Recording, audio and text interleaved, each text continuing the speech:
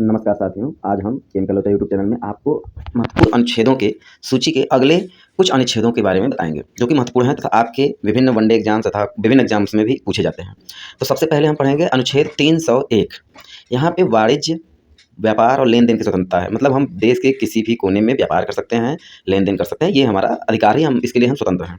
फिर अनुच्छेद 302, व्यापार, वाणिज्य, आपसी लेन देन पर प्रतिबंध लगाने की संसद की शक्ति। मतलब कुछ परिस्थितियों में व्यापार, वाणिज्य आदि पर संसद आपके ऊपर प्रतिबंध लगा सकती है। मतलब व्यापार करने का मतलब ये नहीं है कि आप बिना कुछ किए गांजा और भांग इन सब का धंधा शुरू कर दें, तो ये नहीं कर सकते हैं। और कुछ और चीज़ें हैं तो ये संसद कर सकती है, आप पे प्रतिबंध लगा सकती है।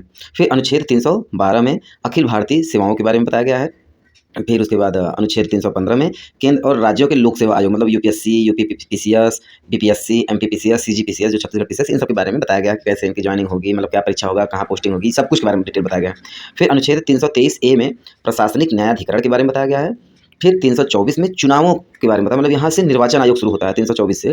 तो चुनावों का अधीक्षण, निर्देशन, नियंत्रण, ये सब चुनाव आयोग के अंतर्गत ही होगा। तो इसके बारे में बताया गया है कि चुनाव कैसे होंगे, कौन देखेगा, कैसे कौन वोट कर सकता है, ये सब के बारे में यहाँ बताया गया है। फिर उसके बाद अनुच्छेद 325 में बताया गया है कि कोई भी धर्म से, कोई भी जाति से, कोई भी नस्ल का हो, लिंग का हो, वो यदि 18 साल के ऊपर है तो उसे अयोग्य घोषित नहीं किया जा सकता, वह वोट देने के योग्य होगा।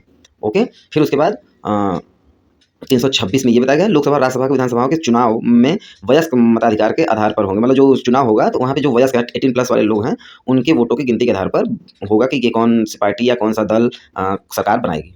तो ये 301 से 326 तक हमने आपको बता दिया है। तो आपको ये जानकारी कैसी लगी हमें कमेंट करके जरूर बताएं। केमिकल यूट्यूब चैनल ज्वाइन करने के लिए धन्यवाद।